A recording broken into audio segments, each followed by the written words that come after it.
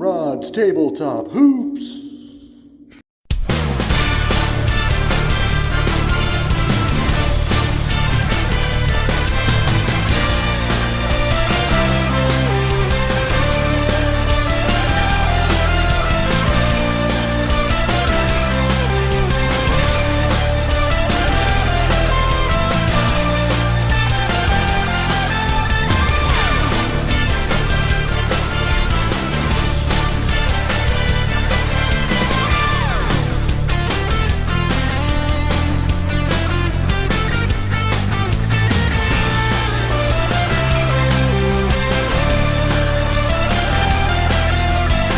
Hello everyone and welcome to Rod's Tabletop Hoops.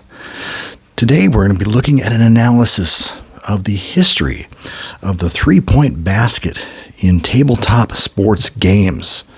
The first of those games is right in front of you right now. It is Tabletop Pro Basketball, America's only realistic basketball game.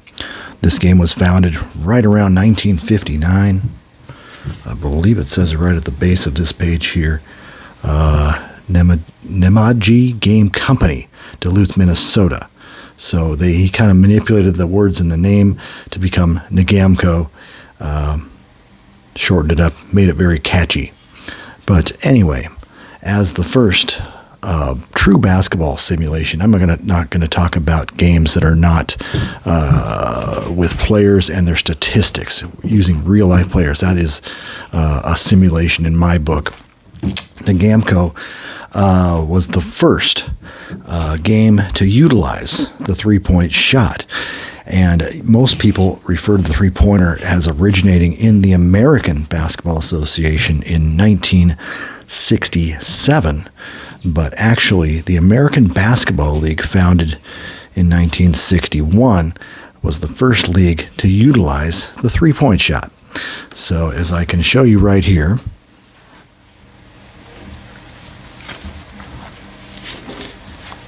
with my Kansas City Steers simulated brochure. It's kind of a copy, but it still is dang cool. That's one of the teams in the league. And there's Kansas City. They finished first in the West with a 454-25 record. But anyway, this is how this is a copy of an American Basketball League guide here. Shows how the three-point basket zone premium basket was made up, and as you can see, it's considered 25 feet from the normal basket. It probably measures more closely to the 23'9" of the original ABA and NBA shots, and probably gets a little bit shorter in the corners. But you can obviously see in 1961, they're showing that home run ball, the three-point basket in the ABL. So I was just going to show you how they integrated it in Nagamco's Pro Basketball. Our sample team we're going to use today is the San Francisco Saints, finishing second place in the Western Division with a 38-38 record. Their leading scorer was Jim Francis with 19.1 points per game. And you can see Jim's card over there. And Jim, as you can see in this booklet, went 0 for 0 from three-point land, so he was not exactly your best. Or is it 0 for 5? There's actually a 5 right there. Maybe it's 170? I'm not sure of that. But either way, he made no three-pointers on the season, and therefore his three-point rating, they actually gave him a 3 FG portion of the card says 1. So I would have to take a spin of the spinner. You call your three-point shot prior to getting it to your player, and you'd roll, well, actually spin with the big spinner over there. And if I had hit a 1 and I got like a 54 or 64, really hard to read those things over there, and that'd be a missed three-point attempt. But you kind of have to call the three-pointer. The second leading scorer on the team was Kenny Sears. And Sears made 24 of 72. The player I want to kind of work with here is Mike Farmer, the third leading scorer on the team at 14.3. He hit 60 of 194 three-point shots, which you can kind of calculate it's less than 33%, but still, it was the first year of the three, and they were still experimenting with it.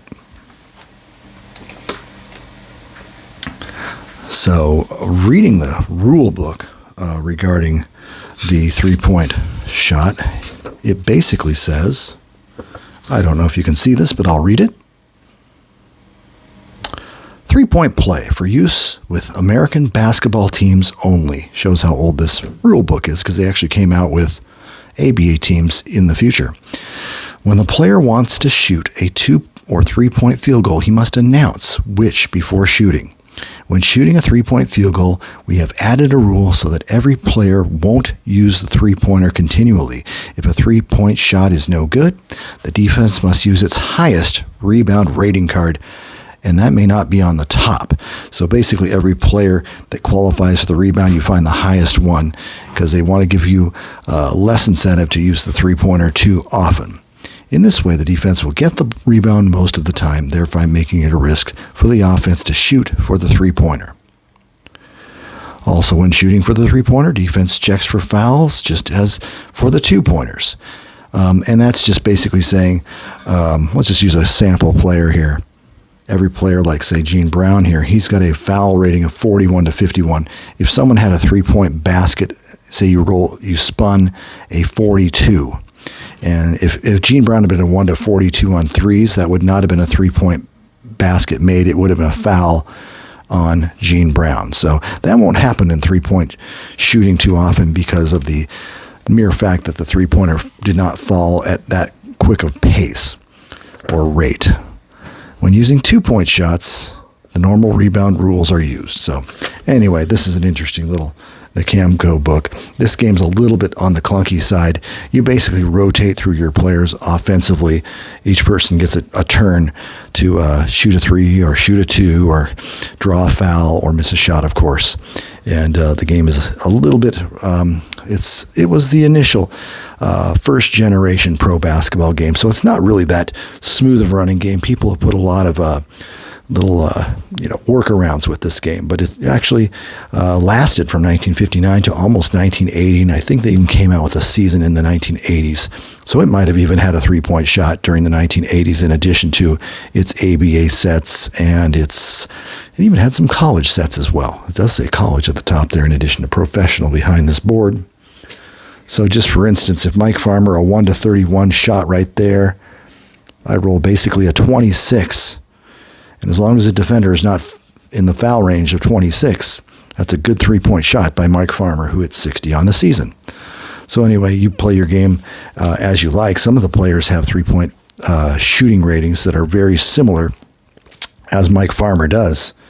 I mean, why would you want to take a 2-pointer that's 1 to 31 when your 3-point field goal rating is 1 to 31 as well? So anyway, that is how Nakamko's Pro Basketball added the 3-point shot to their game. And it was the first one to do it, and a lot of people enjoyed this game for over 20 years. So anyway, let's move on to the next game.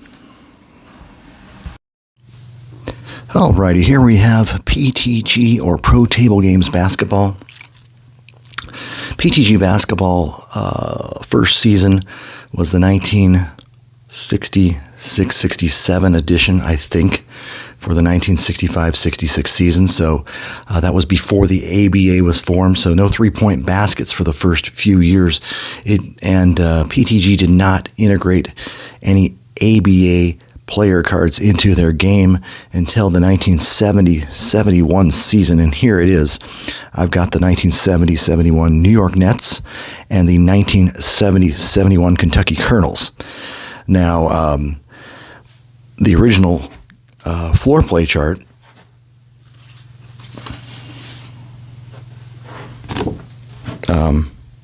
if you can see, has mostly just good baskets from 1 to 4, missed shots on anywhere from periodically from 8 to 36, and then a bunch of miscellaneous things: errors, block shots, a steal, a 3-second violation, some odd plays from 37 to 46. Well, prior to the 1970 71 season of cards. That's probably the 71-72 edition of cards. PTG came out with this sheet. Now this sheet addresses a 3-point basket. It's number 3, special ABA rule, add to floor play chart. And of course it's numbers 47, 48, 49, 50. These are play result numbers off the cards. So as you can see, if you have a one defender, which is a really bad defender, 47 through 50 play result numbers on a player card result in a basket made from 3-point land. Defender 2, there's a miss on 47, but it's make otherwise. A defender 3 is about a 50-50 shot, and the defender 4 stops that 3-point shot with the exception of a play result number of 50. So I'm going to just do a simulated one where I've already pre-rolled a number. One of the preeminent 3-point bombers, or let's just say 3-point bombing duos in ABA history, were the Kentucky Colonels guards Louis Dampier. And you must really search the card out to see if there's a 47 through 50. And you can see a 50 on 55, a 47 on 66, a 49 on 44. And is there any others? I do not see any others. So, but that in PTG Basketball, that's quite a few shots taken. He didn't take as many as in the prior 2 seasons, 68, 69, 69, 70, where he really bombed the heck out of the three-pointer. His partner in crime is Daryl Carrier, and Daryl Carrier will be used as our example today. He makes a 3-point attempt on 55. It's a 48. On 66, he's got a 50, so that's an auto make no matter what. And that might be all we see here. Daryl took a few less. But anyway, we're just going to assume Daryl's going to get the ball here. I've pre-rolled a 9 with my 2 dice, if you can see that, and a 55 for the player card. So the 9 refers to the team shot card, and a 9 on the Kentucky Colonels team shot card is an S2. And the second most shots on this team in this lineup at this time of the game is Daryl Carrier. He's the S2 man. So the play will come off of Daryl Carrier's S2, and I just pre-rolled a 55 right here. And so what is on the result number for 55 for Daryl Carrier? And as we said earlier, 55 is a 48. Now 48 will be good. Then depending on the defender, a 48's good on a defender 1, defender 2, but not on a defender 3 or a defender 4. So what's the defense of Joe Dupree, who's the defender for Daryl Carrier? Now it looks like Carrier's in luck. He's only a 2D. So you look under the 2, you look at a 48, it says good. Home run ball for Louis Dampier. Now, I haven't played much of this 70-71 season. I want to play more, but it is a great year for the ABA. There's a lot of fun players. You can see in this particular game, we've got the Nets with Rick Barry, Billy Pultz. Bill Melchione is one of the best players that the NBA never heard of because his career pretty much ended the year before the NBA-ABA merger. You got Dampier, Cincy Powell, who was fabulous, Dan Issel, Hall of Famer, Jim Goose Ligon, and of course Daryl Carrier, as I mentioned before. This is a lot of fun. This game is neat. They made a significant effort for the 3-point shot. Their theory behind it was kind of like, if you're shooting a 3, you're generally not going to be guarded, which is not necessarily the case in today's game or even in typical games from the 1980s through then, but they did make an adjustment for the 3-pointer, and they should be applauded for that. And as a final feature of this portion with PTG Basketball, I'm just going to show off some covers of some copies of some NBA media guides from 1970-71, because they are just hilarious. Here is the Texas Chaps. That is quite a slam dunk. Before quick release rims were in vogue. The Denver Rockets. 7071 Media Guide, and Matt Rockwood donated these to the channel. So thanks to Matt. I call him PTG Matt for a reason. And there's Ralph Simpson going up over Big Zelmo Beatty. Nice action shot right there. This is just kind of a copy. It's not the color version, but they're still just as entertaining. This one was probably not as PC for today's game, but there's your ultimate shooting guard, John Brisker, for the Pittsburgh Condors. Move on to the Super Indiana Pacers. Roger Brown on the drive here. Defending champions. The Floridians, they only appear to have like some kind of clip art here. I don't even know who these Floridians would be. And the oddest one of the group, of course, is the 77-1 Media Guide of the Utah Stars. There's some guy's backside showing and two of his kids shooting the red, white, and blue ABA basketballs. I don't understand this cover in the least. 70-71 Kentucky. Here we go. Pretty cool looking shot. I'm sure it looks better in color. The Virginia Squires. Look at this. Just spanking the ABA foes. Very cartoony, very fun. New Orleans Buccaneers and the great James Jones. Fantastic. And the team owner. And finally, there's your Carolina Cougars. I think that's Bob Verga on the cover.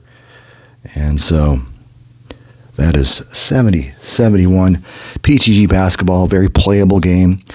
Still available on eBay through the final owner alive, Keith, who's 87 years old. If you want to go on eBay and go to Pro Table Games, just do a PTG Basketball search. You can find the college and NBA versions of this still available in 2023. Next up, we have Stratomatic Pro Basketball. How did they handle the three-point shot? Well, let's take a look at a couple excerpts from the instructions. Let's see. Oh, yes. This one refers to automatic three-point shots. I'll just read this off screen. If you choose to employ it, we provide an automatic method of controlling three-point shot attempts. Every player is given a three-point frequency rating on the roster sheet. The rating ranges from 0 to 6. Now, I found that one of the weirdest things that Stratomatic ever did. They returned to prominence in about 1981. The Red Box game lasted from about 1972 through 1980. And the only way they could handle the three-point shot was with a roster sheet rating.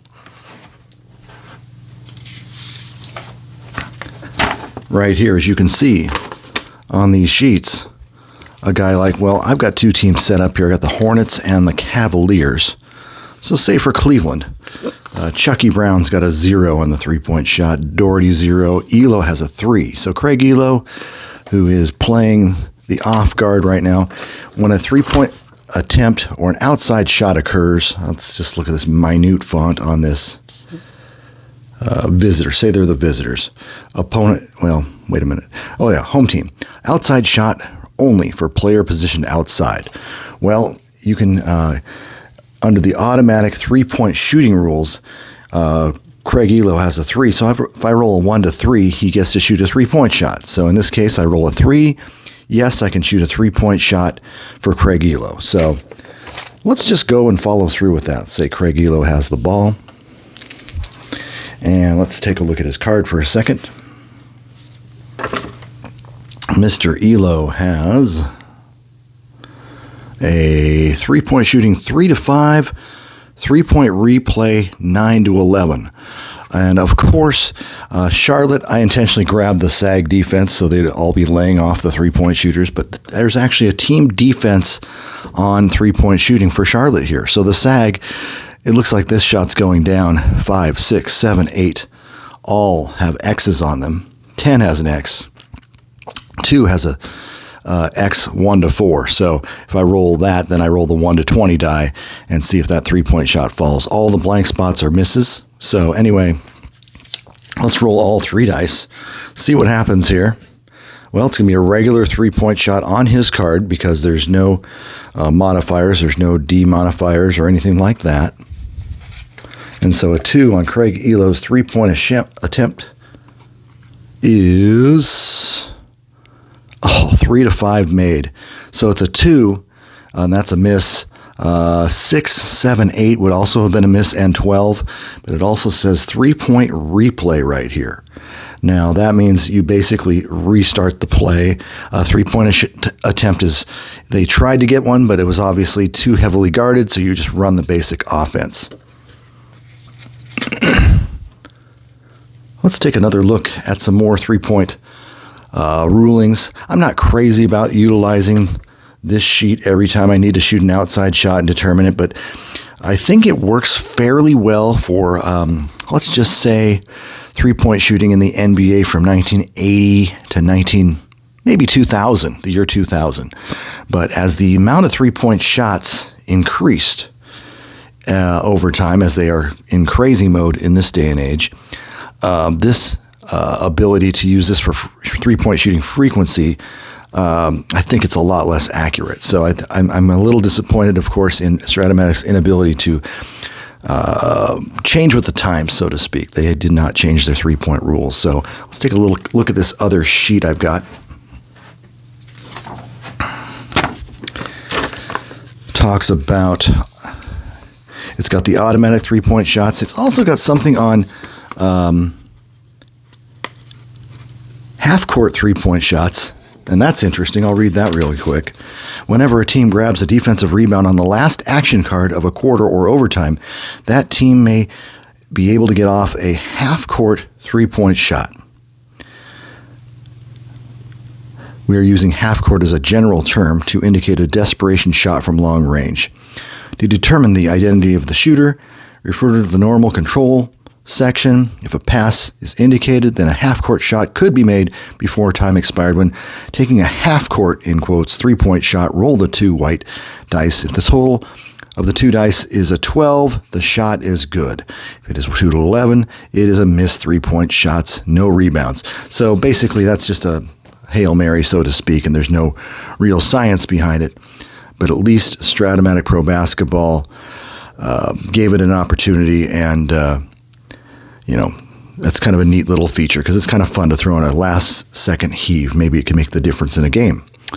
So just by hypothetical situation here, let's just say we rolled the X and the ball went to Steve Kerr, who I threw in the lineup because he was one of the greatest 3-point shooters in the history of the game.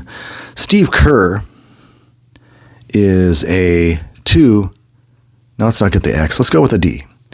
Steve Kerr is a 2 to 6 and 12 making threes and 8 to 10 replay on threes. But unfortunately, I rolled the D section, and we're going to be using Charlotte, the Hornets defensive card. So we roll the 2 dice on the 3-point column, or maybe you rolled them already. I roll a 9, and that 3-point shot is no good. So let's see who's good on who is good on the Hornets. Let's just say Del Curry. Let's just roll all 3 of them. We get the X. That's an X defensive card. Let's not do that. Let's not do that. Let's just do D again. And for Cleveland, Del Curry with the ball, shoot the 3, roll a 10. And a 10 on the SAG defensive Cleveland is an X. 3-bomb good for Stephen Curry's father, who was actually a very serviceable NBA player. So anyway, that's how the 3-point shot works with Stratomatic Pro Basketball. As I said, using this from 1980 to 2000 in your card and dice or computer game is probably relatively accurate. But I would say modern sets, this thing is not accurate at all. So anyway, moving on to the next 3-point innovation. And finally, we're going to take a look here at Hoops Tabletop Pro Basketball, a modern day game which came around 2013 or so.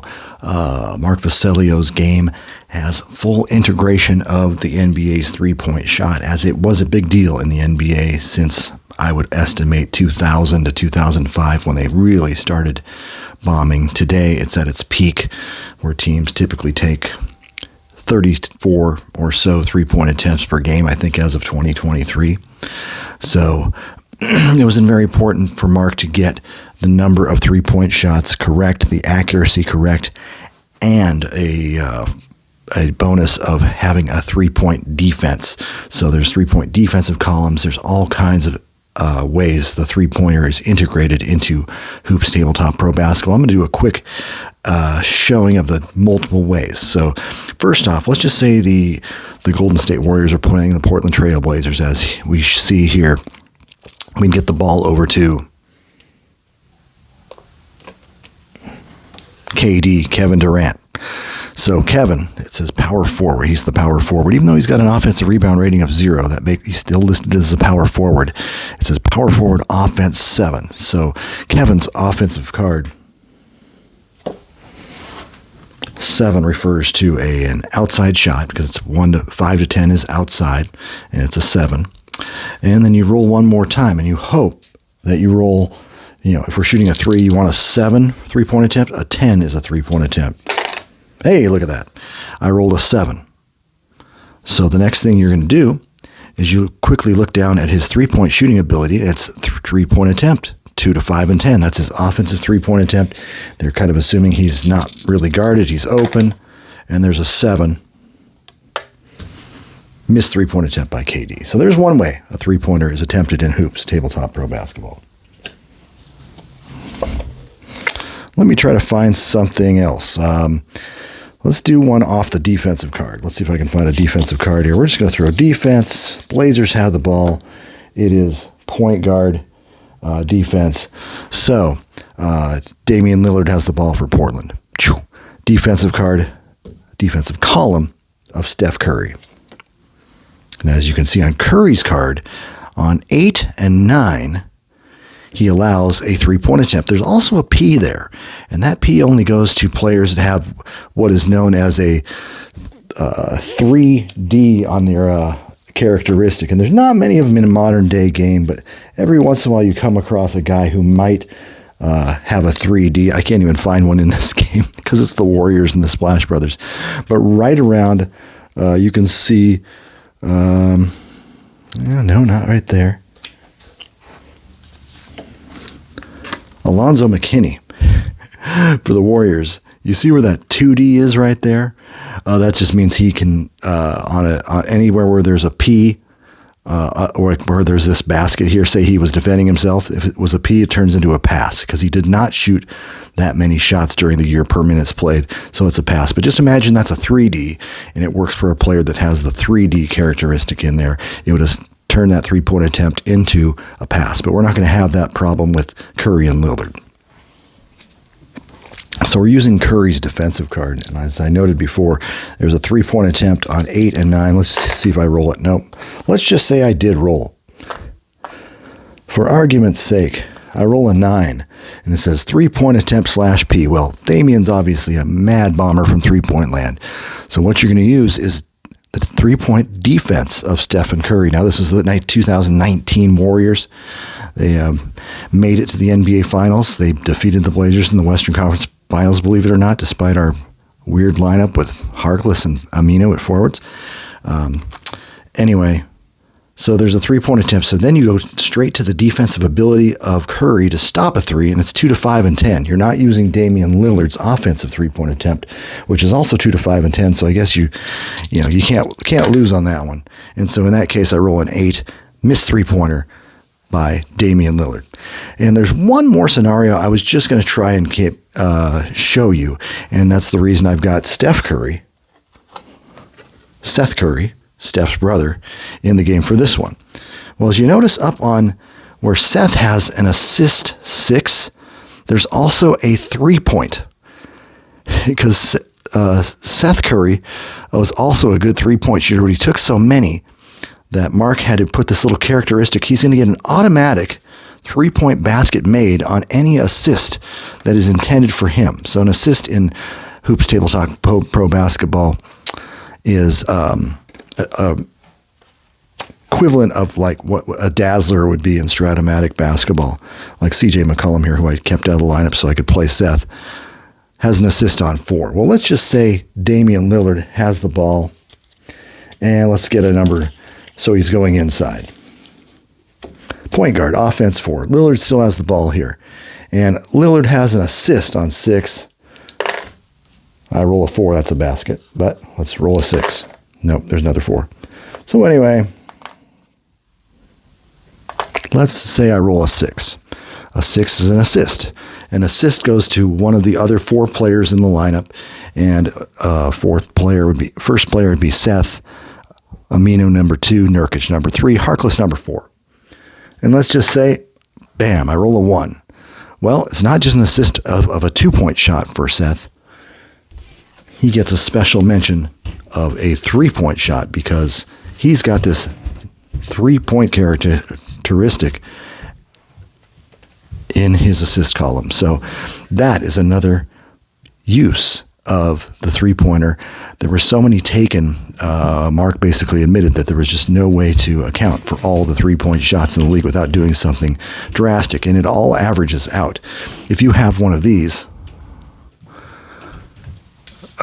Steph Curry also has one as well. As you can see, Steph has a little 3-point characteristic as well. So if anyone on the Warriors gets the auto assist, say Klay Thompson or Kevin Durant, Cousins, or Draymond Green, who are all reasonably good passers, and then you roll the 4 because it's one of the 4 other players, that would be an automatic basket for Steph Curry.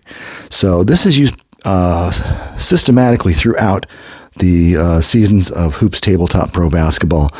Generally, I regard this as the most accurate game in terms of team statistics, and individual defense does play a big role, and I think their 3-point defense may be at the top of the list. But of course, this is a modern day game. This game was developed within the past, well, at least published within the past 10 years. Development took a bit longer than that for Mark Vasilio, but that is the systematic way that Hoops integrates the 3-pointer into its arsenal of shots. 2-point shots, 3-point shots, personal fouls, shooting fouls, all that. So anyway, there you have it. Those are the few games that I'm going to mention. I kind of kept out 2 games that are of prominence. APA Pro Basketball game, you basically take a shot from beyond a certain point in the court. Back in the 60s, it was really a non-scientific way of having a 3-point shot, but pretty much that's par for the course with APA Pro Basketball, one of the worst games ever created. And I am not going to knock any of their other games, which were all pretty fantastic, baseball and hockey and football and the like. Golf, but a really poor game. And Status Pro, I did not bring up any Status Pro 3-point shot integration. I don't play that game, and I don't think I'd be the person suited for explaining the 3-pointer in Status Pro Basketball. There's a new game out there, as everyone knows, Bank Shot Pro Basketball, and I'm pretty sure the 3-point shooting in that game is fairly accurate. I'm not going to get into it in depth until I own the game myself. And I think that the way the game flows looks pretty good. It's actually probably like a modern day advanced version of Status Pro Basketball. It's got, you can play without dice, and the game flows pretty well. There's even that feature where you can play 10 players on the court, and the creator is constantly working on ways to make the game more accurate. It has a few minor flaws to some block shot steals and assists accuracy, but there's great game flow, and once again, the creator's taken it upon himself to improve the pace of play for Bank Shot Basketball, which is currently the buzz game on the market. Anyway, I hope you like this video, and I hope you have an excellent weekend. Signing off for Rod's Tabletop Hoops.